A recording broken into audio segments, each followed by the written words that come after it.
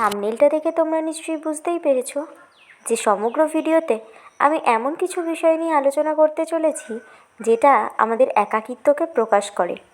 তবে এই ভিডিওতে আমি একাকিত্বের কোনো খারাপ দিক বলবো না। একাকিত্বে থাকলে কি কি ভালো জিনিস হতে পারে সেই বিষয় নিয়েই আমি আলোচনা করব। নমস্কার সকলকে, কেমন আছেন আপনারা সবাই? তিথি বিশ্বাস এসডিকে চ্যানেলের আরও একটি নতুন ভিডিওতে আপনাদেরকে স্বাগত। আর আমি প্রায় অনেকটা দিন বাদে আজকে একটা লং ভিডিও আপলোড করেছি। যেহেতু লাস্ট ভিডিওতে আমি তোমাদের সাথে শেয়ার করেছিলাম যে নিজের পার্সোনাল লাইফের বিশেষ কিছুই আর দেখাবো না, কারণ ফোনে এসে পড়াশুনো তো করা যায় না।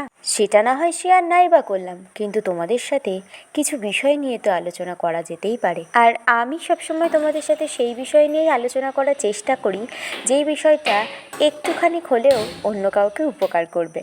তো তোমরা কম বেশি সকলেই দেখেছো যে আমি আমার এই চ্যানেলে লাস্ট বেশ কয়েকটা দিন ধরে কিছু আর্টের টিউটোরিয়াল শেয়ার করেছি তোমাদের সাথে। আর এই সমস্ত ভিডিওগুলোই কিন্তু আমার একাকিত্ব সময়ে বসে করা। হ্যাঁ বন্ধুরা, যখন কিছুই ভালো লাগে না আর যখন ভীষণ একা কিংবা বোরিং ফিল হয়, তখন বাড়ি বসে বিভিন্ন কাজকর্মের পাশাপাশি আমি এই কাজগুলোকে করে থাকি। জয়েন্ট ফ্যামিলিতে আমার থাকা অভ্যাস ছোটোবেলা থেকেই ছিল, তাই কখনো একা থাকার অভ্যাস নেই বললেই চলে। আর একা থাকতে আমি খুব একটা পছন্দও করি না, কিন্তু এখন এমন পরিস্থিতি হয়ে গেছে যে দিনের বেশিরভাগ সময়টা আমাকে একা একাই কাটাতে হয়।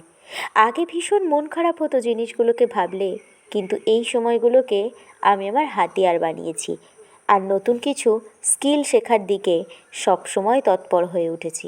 রোজকার কাজবাজ সেগুলো তো আমাদের সাথে থাকবেই, আর নিত্যসঙ্গী সমস্ত কাজগুলোকে আমরা জীবন থেকে বাদ দিতে পারবো না ঠিকই, কিন্তু যেই ভালোবাসা নিয়ে আমরা অন্য আরেকটা কাজ শুরু করি, সেই কাজগুলো যদি হঠাৎ করে বন্ধ হয়ে যায়, সেগুলো কিন্তু শুরু করতে বেশ খানিকটা সময় চলেই যায়। যেমন আমার এই ইউটিউব কেরিয়ারটা অনেক ভালোবাসা নিয়েই কিন্তু খোলা, কিন্তু একটা সময় পর এমন হয়ে যায় যে কি করব, কি ভিডিও দেব খুঁজে না পেয়ে মাঝে মাঝে বন্ধই হয়ে যায়।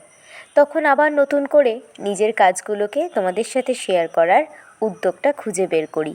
যদি এইভাবেই আমরা আমাদের একাকিত্বকে কাজে লাগিয়ে নিজস্ব কাজের সত্তাটাকে খুঁজে বের করে ভালোবাসার সাথে সেই জিনিসগুলোকে করতে পারি, তবে সেই কাজগুলোই আমাদের জীবনকে আরও সুন্দর এবং আমাদের জীবনের লক্ষ্যকে আরও এগিয়ে নিয়ে যেতে সাহায্য করবে। যেমন সেদিন সন্ধেবেলায় প্রচণ্ড ঝড় বৃষ্টির মধ্যে পড়াতে গিয়ে নিয়ে এসেছিলাম একটা চই পাতা, সেটাকেই একটু সুন্দর করে ডিজাইন করলাম, আর তারপরে আর্টের নানান কিছু কাজ সেগুলো প্র্যাকটিস করছিলাম।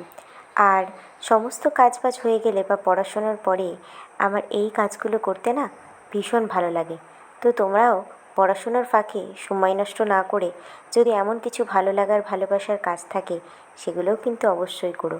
দেখবে একাকিত্ব সময় একদম নিমেষেই কেমন কেটে গেছে।